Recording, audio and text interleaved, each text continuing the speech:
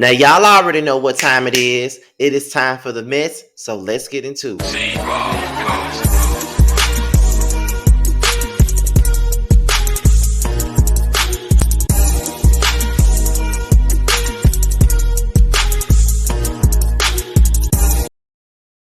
And what's good, you guys? It's be your boy Scotty by Nature TV. Early in the morning, okay? It's like 9:52 in the morning.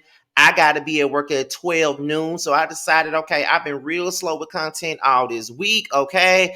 I've been trying to get me a little bit of rest. I really ain't been feeling good this week because of my allergies and things like this. And my energy has been kind of low, okay? But however, I said, you know what? I'm just going to put all these topics on one video, make this a supersized yes for the mess, and hopefully my people will be happy about it. Now, before we get into this video, I just want to tell you guys, thank you guys for watching the review that me, Jamie, and House of Aaron did on the Lanithia experience. Okay, I had a good time doing that with them. But I'm really, really cool with them. You know what I mean? Like Jamie, that's my girl. Aaron, like my little brother. So the chemistry was there because I'm really, really cool with both of them. So it was good.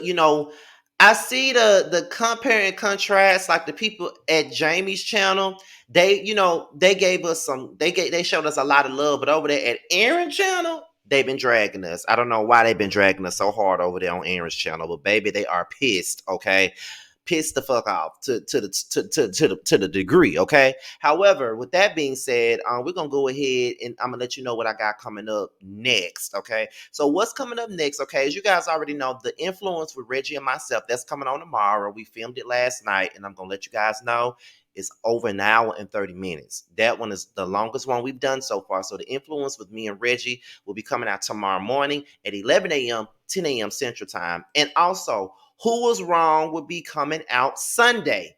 And it will be featuring Erica De Niro. Okay, yes, Erica De Niro will be here. And we will be talking about Kenya and Portia. So set your reminders up because the link is already out there. It's on my community wall, and the playlist is already on the playlist as well. So already just gone over there, set your reminders and, be ready because it's going to be a good episode. Okay. Very good episode. Okay. So that's all I'm going to talk to you guys about. Anything else I got coming up, it'll be talked about at the end of the video. So let's get into today's mess. Now we're going to start it off with the most recent thing, and that is Kevin Samuels. Okay.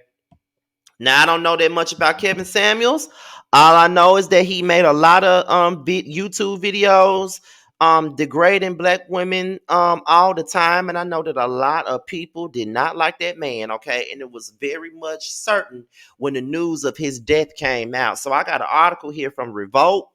And we're going to get into it. Now, the article reads, Revolt Black News has confirmed from reliable sources that YouTube sensation and self-proclaimed relationship guru Kevin Samuels has passed away today on May the 5th. He was known for dating advice and YouTube videos where he operated under the self-proclaimed title of an image consultant. Some of his most popular videos include How Much Do You Cost to Submit and Modern Women Are Average at best. Just last week, he sparked outrage on social media after he said that unmarried women who are 35 years old and over are considered leftover women. If you live to 35 and you're not married, you're a leftover. You're a leftover. Men know you may have a problem, he said. Whether you want to hear it or not, I'll go with you. I'm telling you the truth you don't want to hear. Although Samuels himself was twice divorced with an alleged single status, he never shied away from speaking his mind when it came to relationship topics. Rumors regarding his death began circulating on Twitter and other social media outlets earlier this evening, leading an online battle between Samuel's fans and critics. Those who have found fellowship in the influencer's ideology accuse critics of celebrating his death. Some of the tweets read, Kevin Samuels told broke men and mediocre-faced women to shoot in their range, and only one group wants him dead because of it. Laughing my effing A off. One user wrote, for example, a young woman shot back, I don't believe that Kevin Samuels is dead, for the record. But not feeling bad if he is doesn't mean I'm celebrating it. He went out of his way to be cruel. We are not required to mourn virtues he didn't show.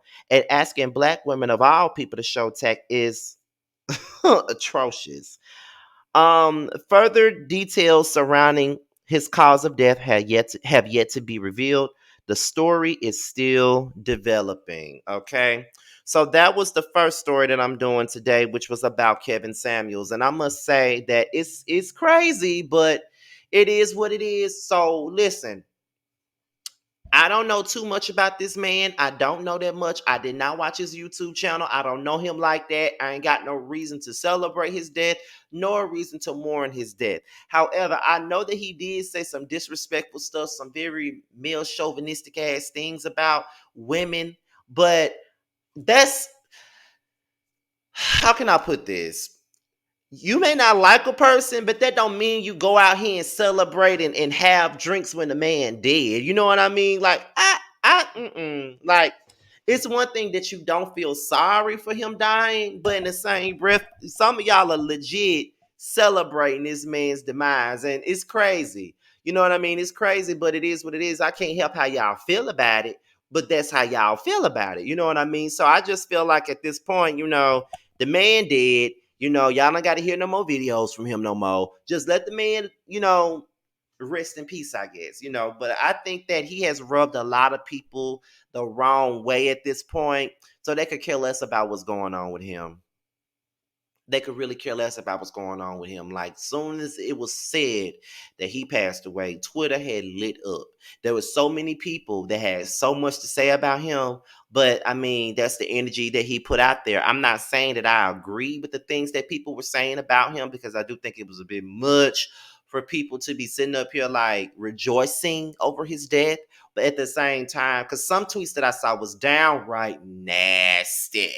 Down, when I tell you they was downright nasty, they were downright nasty. Okay, nasty, nasty, nasty. But I'm guessing they feel like, I'm giving this dude the same energy that he gave everybody else. Like, he gave everybody else that energy. So I mean, it is what it is. I'm gonna give him the same damn energy, and that's just the type of time some people on. And it is what it is. You know what I mean? But I just, you know. I'm not sad that he passed, because I didn't follow him, so I don't know. I don't even think I really talked about him on my channel like that. I don't think I have, but yeah, I just, that's just the energy that he put out there. That's all I can really say. Like, I'm not condoning the things that people are saying about his passing, but you just got to be real. When you were someone that had that type of attitude and that type of energy, no one's really gonna care about what's going on with you, and that's just the facts. That's just facts on facts. To be honest, like, they don't give a damn, especially the women that he offended. They definitely don't care. So we're about to go into our next topic, and that is Dave Chappelle. Okay. Now, apparently Dave Chappelle was attacked on stage. And a lot of people had some things to say about him being attacked while he was doing his comedy routine. Okay. And apparently, according to CNN, his alleged attacker would not be facing no felony charges after the DA declined the case. So I got an article right here from CNN, and we're going to get into that article like right now, okay?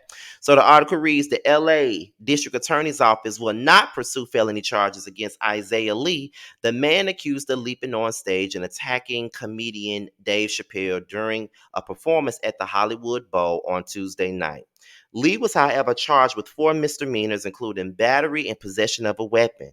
Los Angeles City Attorney Mike announced in a press release and video release on to Twitter on Thursday afternoon. The DA spokesperson said in a statement to CNN, after reviewing the evidence, prosecutors determined that while the criminal conduct occurred, the evidence as presented did not constitute felony conduct. According to LA County inmate records, Lee remains in police custody. The Los Angeles PA, which owns the Hollywood Bowl, said on Thursday it is adding additional security measures and reviewing existing procedures, according to a statement from the public relations director. We are reviewing our existing procedures both internally and with the assistance of outside experts so we can continue to provide a safe and secure environment at the Hollywood Bowl. We have implemented additional security measures, including an increased number of security personnel on site to assist with bag checks and other security procedures. The venue is continuing to cooperate with with authorities in their ongoing investigation. I'm about to say instigation. Now, what actually happened? LAPD spokesperson told CNN on Wednesday that Chappelle had finished his act and he was exiting the stage, and a male who was a part of the audience jumped on the stage and tackled the celebrity to the ground. Lee, who was age 23, was arrested and taken to the hospital for a medical treatment. Police described the weapon they say was taken from the suspect as a replica handgun that also included a knife blade. The motive of the apparent attack remains unclear. A representative for Chappelle released a statement on Wednesday. As unfortunate and unsettling as the incident was, Chappelle went on with the show. Chappelle's representative said in a statement to CNN, Jamie Foxx and Chris Rock helped calm the crowd with humor before Chappelle introduced the last and featured musical guest for the evening. Sims says Chappelle is fully cooperating with the police investigation of the incident. Chappelle was performing at the Bowl at the Netflix Is a Joke festival. We care deeply about the safety of creators, and we strongly defend the right for stand-up comedians to perform on stage without fear of violence. A Netflix person told CNN in a statement on Wednesday. Okay. Now that was the story on Dave Chappelle. Okay, so I kind of figured that the person that did what they did, they wasn't really going to receive like no criminal charges or nothing like that. I kind of figured it wasn't gonna be like that. Because I just feel like at the end of it all, like it was wrong, and they really should have charged him, but I knew it wasn't going to be no felony charge at all. But what I'm trying to understand is the guy LGBT or not? Because based on what I saw on the neighborhood talk, apparently 50 Cent had said some bullshit about what the LGBT community gonna say about this, and I'm just like, what the fuck we got to do with it? What the fuck does the LGBT community got to do with Dave Chappelle being attacked? That's what gets me. Like what the fuck does he have to do with anything? You know what I mean? Like I mean, what the fuck does the LGBT community got to do with this shit? You know what I'm saying? Like that's the part I'm trying to understand.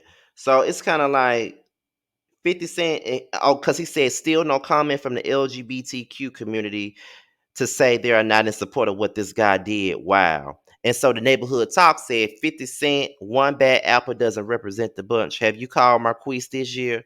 And when I tell you, when Kyle said that, I'm just like, bitch.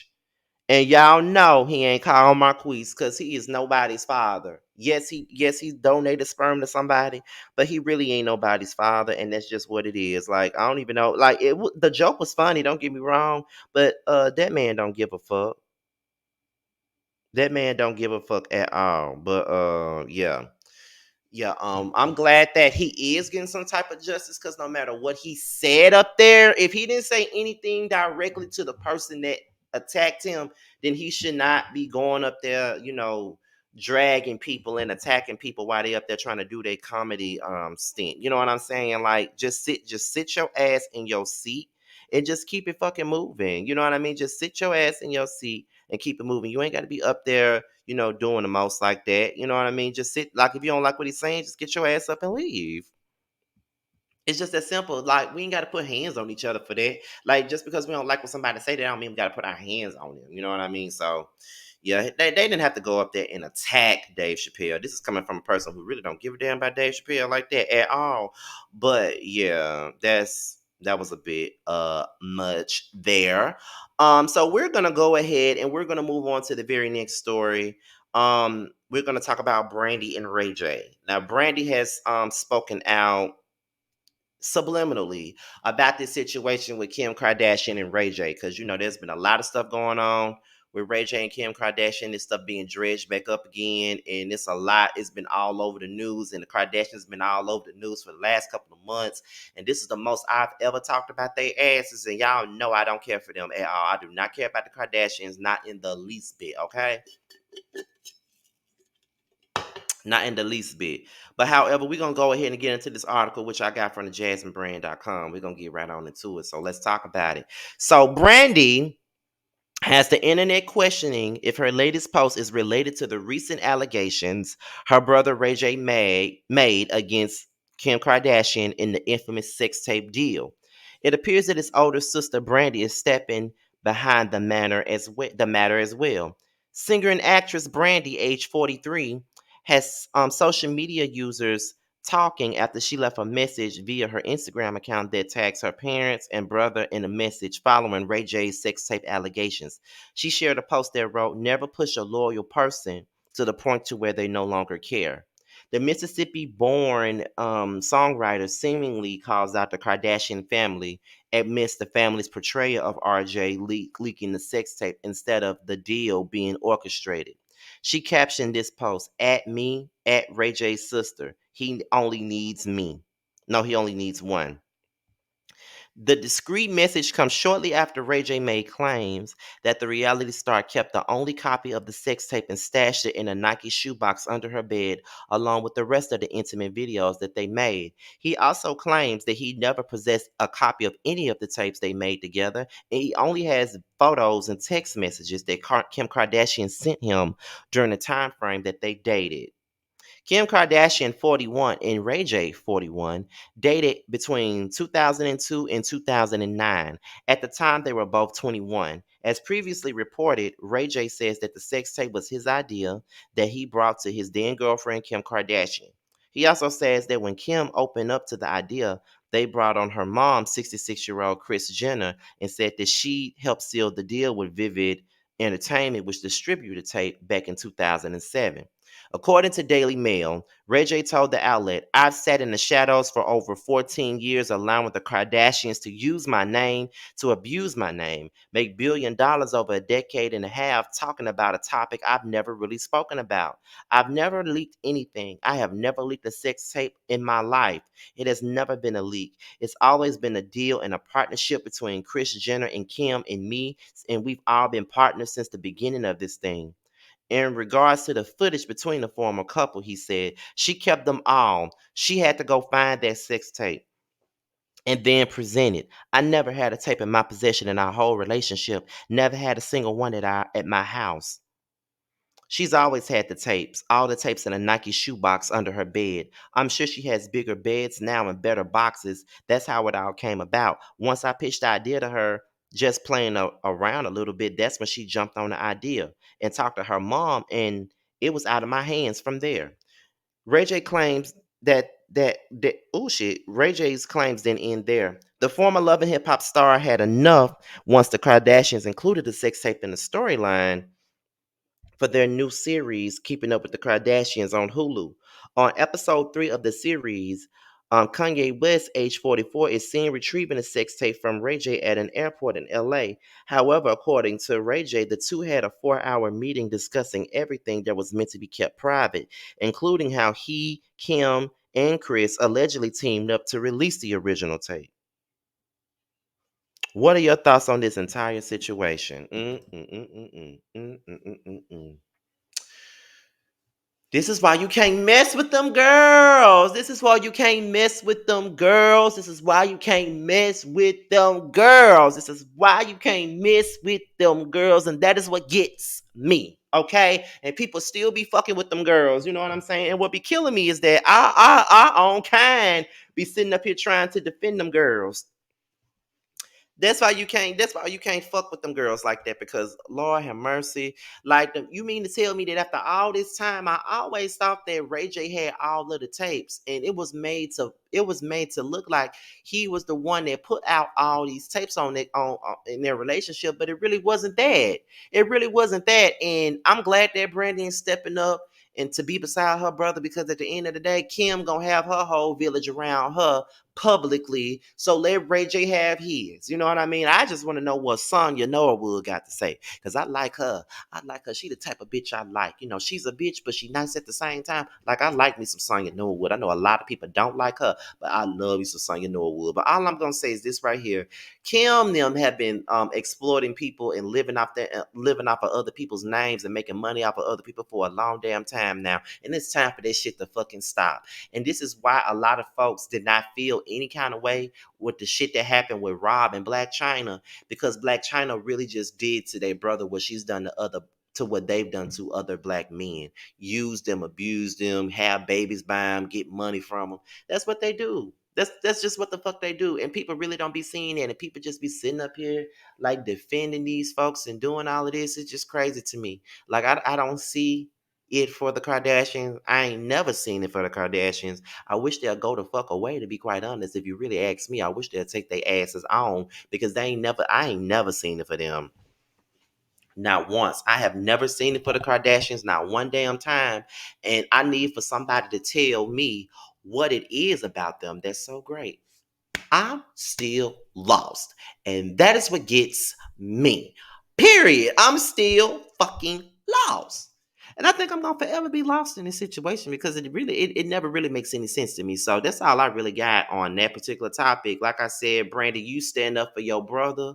You do that, because Courtney and Chloe and everybody else, Chris, everybody else gonna be standing up for Kim. But I think that it's fucked up that this shit that Ray J and Kanye talked about for 4 hours wound up being on the show when he thought that was a private matter.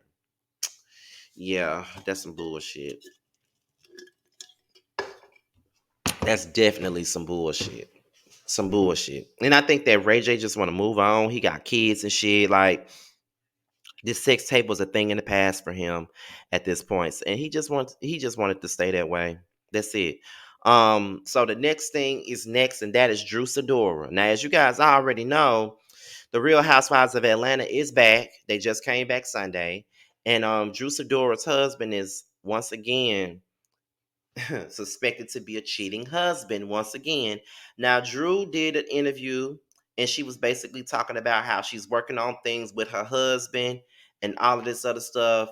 So we're gonna get into this article right now. Let's talk about it. Let's get into it. And this also comes from the Jasmine brand. Okay. So actress Drew Sidora is opening up about her marriage struggles. The reality star made her sophomore appearance on this season of The Real Housewives of Atlanta in a marriage scandal. On season 14, Drew Sidora, age 37, revealed that she found suspicious text exchanges in her husband's Ralph Pittman's phone.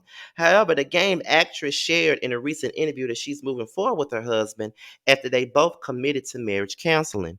Additionally, Drew thanked her fellow Real Housewives of Atlanta castmates Sonia Richards Ross and Candy Burris for helping her through the ordeal, especially Candy Burris, who the actress says relentlessly asked Ralph Pittman questions that needed to be answered. According to the Step Up star, Ralph Pittman was offered a massage by a new female assistant of his. Subsequently, Drew says she packed up her children, two of whom she shares with Ralph, and returned home to Chicago. During the interview, she stated, "I thought that we were in a better place, and then last summer, there were things that happened. It was a whole thing of trying to get to the bottom of it, and I'm still trying to figure out, like, okay, how is it resolved? Are we good now? Is she gone forever? I don't know, because I don't know this woman." Drew revealed that she and her husband have committed to marriage counseling, which has worked in their favor thus far. She was also sure to acknowledge her new castmates for their role in helping her move past the painful moment. On the Real Housewives of Atlanta episode, Drew shares the text messages she found with fellow newcomer and Olympic gold medalist Sonia Richards Ross, as well as Real Housewives of Atlanta vet Candy Burris. Speaking on the moment, Drew stated, "Talking to Candy and Sanya, I felt in a safe space at that time, because they are wives, and I felt like they could relate and call me out if I'm tripping. But they agreed with how I was feeling and what was going on." Then continue, "I was just happy that they stepped up for me and that they stood their ground, because they felt like he needs to hear that it's not cool." Doubling down on Candy's contribution, Drew says that she's thankful that the media mogul interrogated her husband as she did. She stated, "Candy held no punches." Despite Candy's aggressive attempt to get Rap to reveal his follow-up messages, his follow-up message was to no avail. However, Drew confirms that viewers will be able to see the drama unfold this season. "I feel like this season people are going to see the layers of Ralph. At the end of the day, he's a good dude. He's a great father. He's very giving and very loving. He's very vulnerable at times, and that's what I love about him." Additionally, she said, "I didn't want it to be on this season, but it's just where we were at our point I mean, that's just where we were in our life at that point. Will you be tuning in to see Drew and Ralph's drama on this season of The Real Housewives of Atlanta? And yes, I will be. I already am. Okay. Now, listen, I'm very indifferent to Drew. I am. I'm very indifferent to Drew. Very much so. I just hate that her first season, from the moment we saw her, she was putting out all of her marital issues. And that's not something that you do when you first come on the show. But I mean, listen, I guess she wanted to be relatable. I mean, if that's the place that she was at the time they first came on the show, then I feel like, okay, girl, do that. You know what I mean? Like, do that. You know what I'm saying? Do that. Just let us know what's really going on. Like, give us something real to work with. That's really all that we could really ask for. And I know that a lot of people really don't see it for Drew. And I know that I saw it for Drew when she first came on. But towards the end, she got on my damn nerves. You know what I'm saying? So, I was never at least I don't think that I was ever one of the people that wanted her to leave. I thought that she should get a second chance. Because, a lot of the times when you bring these girls on the Housewives of Atlanta, these girls don't never stay no more than one damn season. And they always turn out to be a one season wonder. You saw it with Claudia. You saw it with Kim. You saw it with Shamari. Like, you see it with these girls. They never get more than one season. So, I wanted to see Drew come back and come back with a vengeance. And she looks good. Hair on point, makeup on point. She looks good, okay? Very much so. And I just want to see her and Ralph get through this. I'm really rooting for them, honestly. I may be dragging them on the reviews or on the panel, but I am rooting for them to get past whatever mishap that they have going on. That's just the truth, okay? Next up is Candiace Dillard, okay? Now she starts talking about her issues with Gizelle, and then she even brought up Monique Samuels. And this article comes from urbanbellmag.com, and we're gonna get right on into it, y'all. So let's talk about it. Let's talk about it. Let's talk about it. Let's talk about it. Now, Candace says that Monique was terminated, and she also calls out Giselle Bryant. Okay, so this is what was said. Now, Real Housewives of Potomac star Candiace Dillard has been in the headlines as of late. This is due to rumors about the up and coming season. Now, fans already know that Candiace had some tension with Karen Huger recently. Things reportedly went left when the cast got together at an event, and both ladies even addressed the situation somewhat on Twitter. Karen it truly feels like she took a neutral stance after things got violent between Candace and Monique Samuels. However, Candace doesn't believe that Karen was neutral at all. In fact, she thinks that Karen sided with Monique, and she has accused Karen of trying to get her fired from the show. Interestingly enough, it's also been rumored that Candace fell out with Giselle Bryant. A rumor claimed that Giselle accused Chris Bassett of being inappropriate. It's alleged that she said this allegedly happened at last season's reunion. While nothing has been confirmed yet, Chris did call out Giselle on Twitter, and Candace did unfollow Giselle on Instagram. Candace received some pushback from the cast during her feud with Mia Thornton. They felt she went too far, and Mia was critical of her music video. After she called it low budget, Candace said, "Your mother's low budget." Although Candace felt that she went easy on Mia, some of the cast members disagreed. Karen warned Candace that she should be careful. It's possible that she could be iced out of the group. Well, Candace had some things to say about Real Housewives of Potomac recently on social media, and she didn't hold back.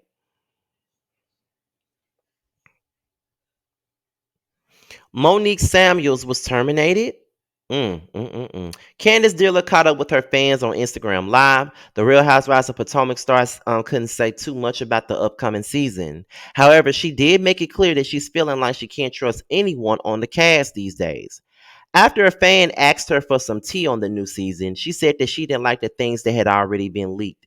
She said that Monique Samuels did this, and she thought that the leaks would end with her departure. Interestingly enough, Candace said Monique was terminated. There's a leak in our midst, giving all the tea away. You guys have heard some alleged drama that I would not confirm or deny as the truth, but yeah, it's really annoying that someone is trying to leak information from our show because we dot dot dot. She added one thing about Potomac was that that was always a good thing that we never had any leaks, and then a certain person joined the cast, and then suddenly things would be leaked in favor, which was how the physical altercation was leaked, because someone who was trying to control the narrative leaked the information and lied so they can get ahead of a story. They still ended up looking like a fucking clown, and that stopped when that person was terminated. So I was shocked that this season that when shocked this season when stuff just started leaking. Someone asked if Giselle Bryant would have a boyfriend on this up and coming season. Candace said, would Giselle have a boyfriend this season? Well, she could have a boyfriend, a girlfriend, a goat. We wouldn't know because she doesn't share any of her personal life. She just skates by being in other people's business. She continued, Giselle is definitely going to hell for sure. Candace doesn't like it when people lie for a storyline. It's getting whack. Y'all don't have shit going on. You resorted to literally making things up. That's not interesting TV to watch. If you can't come with some real reality television, then you should be fired. Everyone's always talking about so and so needs to be fired because they don't bring anything. Fire this, fire that one. No, if you can't come to the table with real, honest, true reality, real stuff going on, and you have to resort to lying and making things up, then literally you could be replaced. She also feels in the RHOP fan base are committed to hating her. I think what's more challenging is the commitment to misunderstanding me. So if the edit makes one small shift or one small edit is blown out of proportion because people hate me and they are committed to that, that is where they are. That is where they are, and there's no coming off of that. These days, Candace isn't sure if anyone on the cast can be loyal. Almost everyone is a double agent. None of these bitches are real. They're all fake. No one's loyal. Everyone's literally out for themselves and trying to panhandle their little businesses across town, across the United States that no one gives a fuck about. She added, fuck these hoes from the bottom of my heart, but she refuses to be pushed off the show. Yeah, they're always trying to get me out, but the harder you push, I'll be here. Okay. So that was Candace talking about Giselle and what's going on with her on the Real Housewives of Potomac. Now, listen, all I got to say is this. I'm going to say this and then we're going to move on to the next story because we got two more stories to go. Candace, girl, bye. Okay, first of all, you talking about there wasn't no leaks to the show until somebody joined the show. Monique was on the show before you. So how would you know what was going on the show before you got there? I'm just gonna need Candace and Monique both to keep each other's names out of their mouths because I'm really over this feud that they got. Like, could y'all please shut the fuck up talking about the other one? Like, just stop talking about the other one. Like, Candace need to leave this damn shit along with Monique. Stop talking about this damn fight and this beef between y'all. Y'all ain't been on a show together in almost 3 years now. Let's move on. She's on a whole nother show. Let's move on. Monique just got done talking about Candace on the damn radio show, and I just got through dragging her for talking about Candace. I wish they both stopped talking about it. Either y'all talk about it, or walk about it, or shut the fuck up about it. That's the number one thing. Number two, I just think that is absolutely hilarious now that Candace is now saying that Giselle is going to hell when you was right there with Giselle when she was doing the bullshit that she's doing. My thing with Candace is she was always up Giselle's ass after I've been saying for so long that Giselle does not care about her. Giselle don't fuck with her like that. Giselle don't want to see the best in Candace like that. She only wants to see Candace do some fuck shit. And she was only on Candace's side when it benefited her. She hated Monique so bad that she jumped to Candace's side. And then the moment that Monique left the show and when her and Mia got into it, this bitch sat up there and said that if Mia popped Candace, she would understand. But just the season before that, you was talking about how we always followed our words. We always held ourselves above the standard or the stereotype. And in 5 minutes, Monique took it away and all this other shit being just grandstanding. And it was crazy, and I thought it was fucking hilarious because Candace loved it when they did that same shit to Monique, but now they're doing it to you. And now you're talking about they ain't shit, and you said it was a sisterhood between you, Gizelle, and Robin, but I've been seeing right through the bullshit. It was never no sisterhood. Y'all all bonded over someone that y'all don't like. That's really the gag about this situation. That's the gag, and can't nobody tell me nothing. And I know the candy stand's gonna be mad when they watch this, but I could really care. Y'all know I don't care. It is what it is. That girl is seeing exactly what happened with Monique. They iced her ass out, and now they finna ice Candace ass out. And I knew it was inevitable that they was gonna do that, especially after that last reunion that they had. This was already coming up. We already knew that was gonna fucking happen. We already knew they was gonna ice her ass out. And now she's talking about they've been trying to get her off the show. But you didn't have, I mean, hey, it is what it is. They got Monique off the show at your expense. They got her off the motherfucking show, and you was happy about that. And now they doing the same thing to you. They're gonna do the same thing to Wendy. But that's, see, and I like Wendy, don't get me wrong, but see, that's what the fuck y'all get. Because see, y'all was sitting up there with them same hoes when they was icing somebody else out. Now Candace, that part I get. I understand her. She didn't fuck with Monique. Monique put hands on her. I understand. But Wendy, you was just coming into the situation. You clearly chose the side. And now, in the very next season, Gizelle turned on you. Robin turned on you too. And now you straight up beefing with them girls. So it's like, yeah, y'all didn't see how they really was back then? Because it was plain to see. Honestly, it was plain to see. I don't know how the fuck y'all didn't see it, but it was definitely plain to fucking see. Period. Okay, so that's really all I got on Candace. So we finna move on to Peter and Gizelle. Now they've been saying that Peter and Gizelle is dating. That's been the tea going around on the internet, and apparently Gizelle then talked about, has spoken on the issue. So we finna go ahead and get into it. It's on the reality blurb. This is where this article comes from. So let's talk about Gizelle and Peter Thomas, okay? So could Gizelle have struck up a romance with Real Housewives of Atlanta star Peter Thomas amid filming the seventh season of the Real Housewives of Potomac? Well, following a report claiming that Gizelle and Peter, the ex-husband of Cynthia Bailey, were filming their supposed relationship for the new season, both Gizelle and her bestie, Robin Dixon, spoke out to address the controversial claims. It is 100% not true, Gizelle confirmed to the Jasmine brand on Wednesday, May the 4th. Earlier that same day, Media Takeout had shared a report claiming that after becoming a frequent visitor of Peter's Bar One restaurant in Baltimore, Gizelle established a relationship with Peter. Although the outlet stated that they couldn't confirm the romance, they said that people who have been who have seen the supposed couple interact with one another were convinced that there was something going on between them beyond a friendship. The report went on to say that Peter has appeared in front of the cameras in mid-production on the new episodes of The Housewives of Potomac, and that his alleged relationship with Gizelle would be the center of her storyline. Understandably, Real Housewives fans on social media went wild at the thought of the crossover. But just as Giselle deemed the romance rumors as false, Robin spoke to the reality rundown, seconding Giselle's claims that the reports that her and Peter were not true. Exclusive, as many of you may know, recently an article came out saying that Gizelle Bryant was dating Peter Thomas. Giselle's bestie herself, Robin, told us exclusively that the rumors are not true, the outlet shared. As Real Housewives of Potomac fans will recall, Gizelle was married to ex-husband Jamal Bryant from 2002 to 2009 and briefly reconciled years later. Meanwhile, Peter and Cynthia divorced in 2017 and she went on to marry Mike Hill in October of 2020. The Real Housewives of Potomac Season 7 is currently in production and expected to premiere on Bravo sometime later this year. Okay? Now, I was floored when I heard about these rumors because I'm like, ain't Gizelle and Cynthia cool? Like, wouldn't that be weird if they was, if that was going on? Like, ain't they cool with each other? Like, why would she be dating Peter?